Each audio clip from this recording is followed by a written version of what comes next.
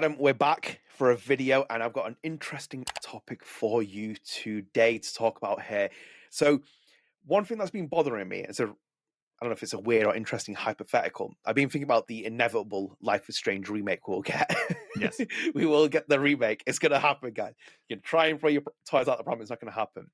But I was thinking, whichever way it's handled, whether it's Deck 9 or, if Square Enix goes and gets another studio to do it, and whatever this Life is Strange remake constitutes, I was always wondering, what would Steph Gingrich do in that game? In terms of, if they remade Life is Strange, would they actually include Steph Gingrich out of all the BTS characters? And then in doing so, do you think they would add and even maybe manipulate scenes or do something that wasn't actually part of the original Don't Nod vision?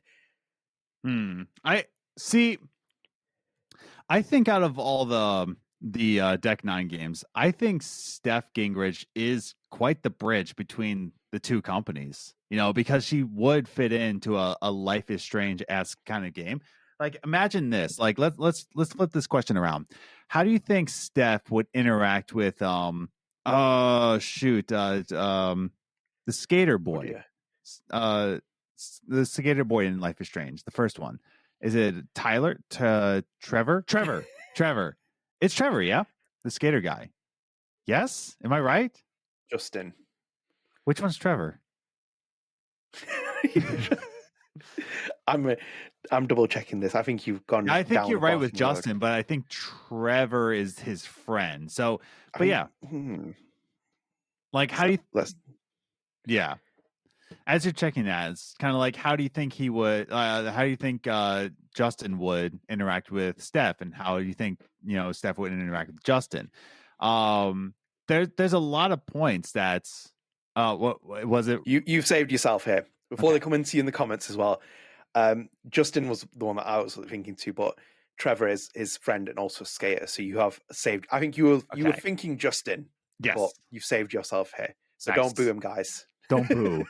Like, I think Steph would fit in well because, once again, she is a Blackwell student. They kind of fit her into the Blackwell scene. Like, she's interacted with characters within the Life is Strange community. She has interacted with of course, Rachel. She's interacted with Chloe. She had. Did she ever interact?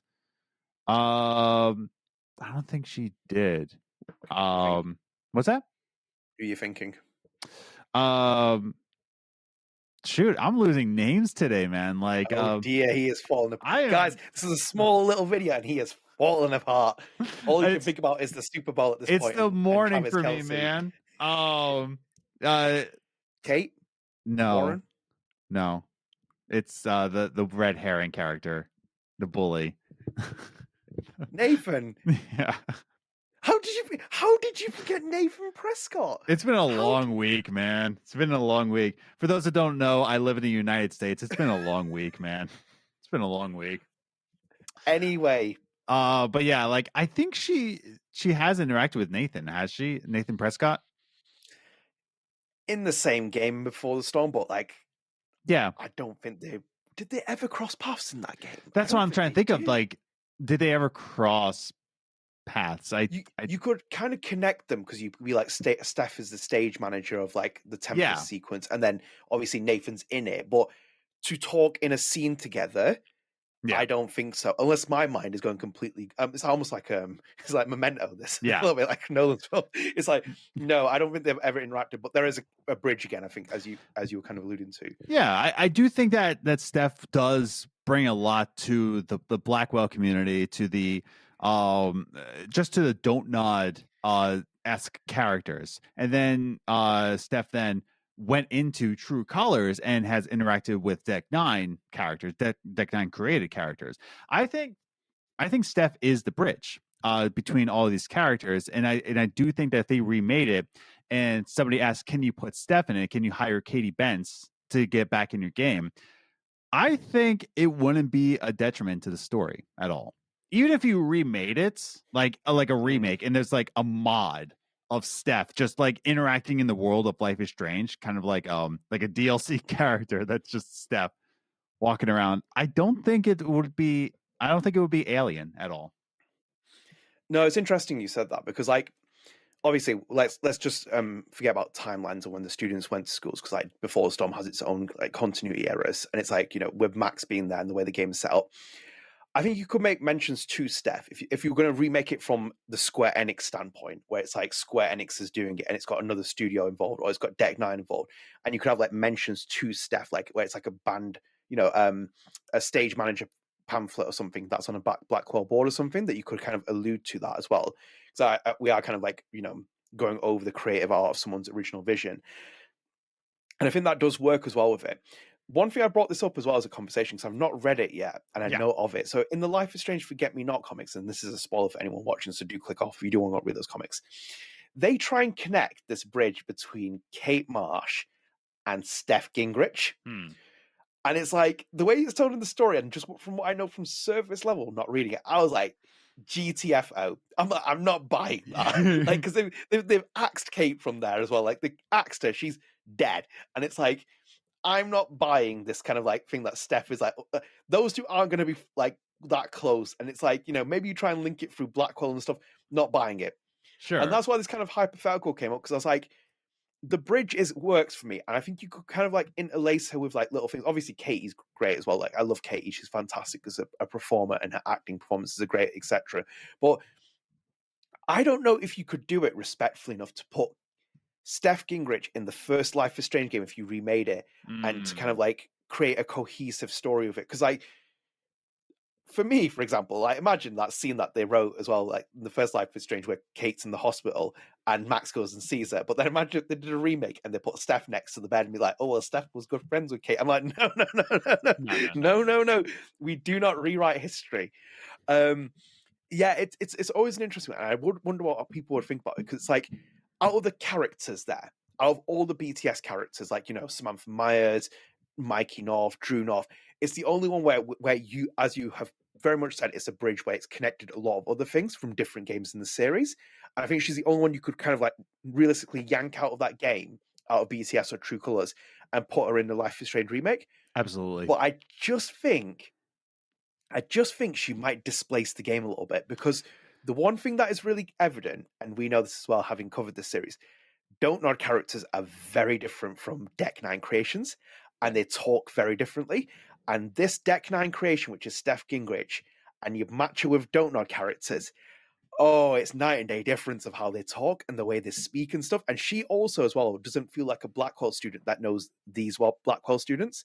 That's the one thing I found in the game. When Victoria's there, and Rachel Amber's there, and Chloe's there, and Nathan, some of the other original characters, I'm like, she stuck out a little bit like a sore thumb for me, where it's like, I couldn't imagine her being here and then trying to interact with Warren or, you know, Courtney or any other character that's kind of like more Life is Strange 1 centric.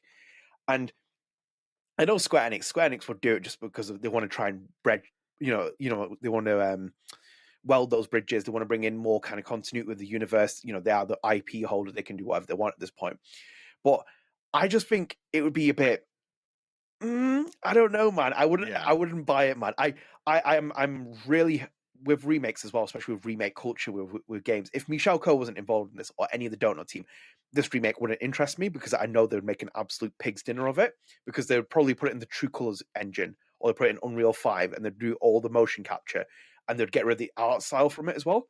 And like, imagine it being like looking like double exposure. That's in itself a fine aesthetic for that game, because it's a different game, it's a different entry, but this has to stay true to form, where it stays to the art style, the direction. And it's like, you know, remaking Life is Strange as well in that kind of style, where it's like, you know, full performance capture is like watching The Lion King in live action. Where it's like, you kind of sit there thinking, like, you've watched it, it's like, why am I watching live action Lion King when there's a beautiful hand-drawn version and it's cartoon and it's just everything you need? Has this actually achieved anything? No. So that's where I stand on this with Steph. Sure. I'm honestly, if you think about the last 4 days, I was like, can you fit her into a remake? Does she fit into a remake? I think she can, but doesn't mean you should. Like, that's the thing. It's just like, I think it wouldn't be, I don't think it would be an awful idea, but like, should you? Like, if you don't have to, should you? Do I want Katie Benz to get work? Absolutely. 100% I want Katie Benz to get more work. But if we're going to talk about a remake, I don't think that's a right idea.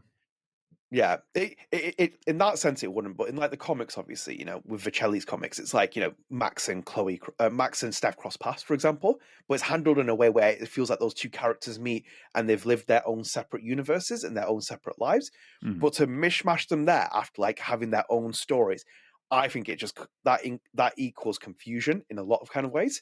Um, and to wrap this up as well, one big question I'm going to ask you here because you Okay. put yourself out there before, Okay. and this is the big one. So, say for example, don't know combat. Say if I'm holding a gun to Michelle's head and Raoul Barbet's head, and say they voluntarily came back, right, and don't know somehow came back, and they were like, Square Enix is like, Michelle, we want you to remake the first Life is Strange game, yeah, Okay. and we'll give you full control over it. Do whatever else you want with it. And you can even choose the Deck 9 creations as well from Before the Storm. Anything that came from there, you can take that in there and put it in there. In your mind, Yes. until Michelle responds to this, Yes. in your mind, would Don't Nod include any of the Deck 9 characters in a first Life is Strange remake? Would they? Would they? Yes. I don't think they would. I think they would want to distance themselves from Deck 9. I think they would want to make it a Don't Nog-esque game as much as possible to get that branding back, you know? I don't think the average consumer knows the difference between Deck 9 and Don't Nod Life is Strange games, but they're gonna do their best to like make sure that it is a Don't Nod branded game. And I think we get into like IP arguments of just like oh, can we bring over Steph and who owns the rights to Steph? They would want to avoid that headache, so I don't think they would from a branding standpoint. Fully agree. In itself, we've seen it with Michel when he did the double exposure kind of thing where he came out and spoke about people sending death threats to Deck 9 developers. And he's like, I didn't agree with the vision that they went with the comics, and I didn't agree with this direction with other things as well. And again, you've kind of summed that up where it's like the IP and the business side of things and the messiness that comes with franchises starts to emerge. But if I was genuinely being serious, and I thought about this as well, where it's like, would Don't Nod handle any of these characters? I don't think they would, because they would displace the story they tell, because that's a very concentrated story told by Jean-Luc, Michel, Christian Devine. The way that they wrote the script, you couldn't include those other characters, especially the Deck 9, because they have such a strong and different personality. A lot of them don't work. So it's like trying to pull Steph in and trying to bring her in for just some fan service, something else. She would just become fan service. And I also think as well, Michelle and the other writers and anyone else would think very differently of what Steph represents compared to what their characters represent. So I think that what they would even do is if they were forced to do it, they would rewrite her with a different personality, because that's what they think Steph would be in that universe to kind of fit the world they've created. So I think like it's a really thing, but I think genuinely, I don't think Donut would even touch it with that.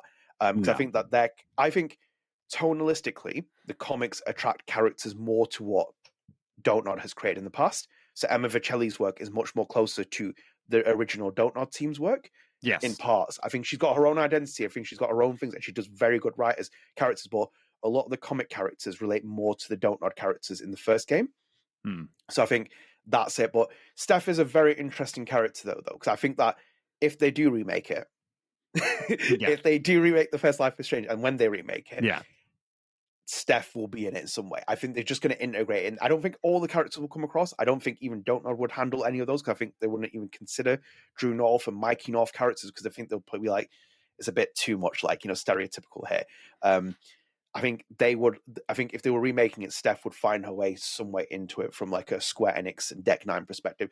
I can kind of get it from Deck 9 doing it, because it would be their love, you know, it's their love child from that as well. They adore Steph, but like in itself as well, I dread to think the day we get a Life is Strange remake as well, because I will be sitting on Twitter with the comments with Adam as well, or we'll be sitting on Blue Sky somewhere being like, this is fantastic. But we'll wrap up here. And do you know what as well? One thing that would be good as well from the Life is Strange remake is they never mention Elliot from Before the Storm. Leave him in that game, because we don't actually want him. So yeah, guys, I hope you enjoyed the video. I'm Adnan, obviously. This is Adam, on whichever side he appears. We host StrangeCast, a Life is Strange fan podcast. It's been running for 4 years. You should check it out. We host the Lost Records Journal, Don't Know Montreal, Lost Records, Bloomer Age podcast, which you can get all access to via podcast services on the YouTube channel. We do interviews, discussions. So If you are new and you enjoy the video, even if you didn't enjoy the video, you should like the video, share your friends, subscribe, turn on notifications, helps keep up to date with all the content we do. We do a lot of these small videos, we do long videos, we do all kinds of videos. So yeah, stay tuned as well. Obviously, the Lost StrangeCast, that's up next. Yeah, StrangeCast is back as well. We're on the march to 100 episodes, so stay tuned for that. Let us know what you think. It's one of my favorite hypothetical questions I've been thinking about recently. Do you think if they remade Life is Strange, would Steph Gingrich be in it? And we're talking about from a perspective of Deck 9 and Square Enix remaking it. And then also as well, let me know what you think if Don't Nod would include them as well. What's your feelings on that if they would include it? Either way, stay tuned, guys. I hope you enjoyed the video and thank you very much. Take care. Bye. Later.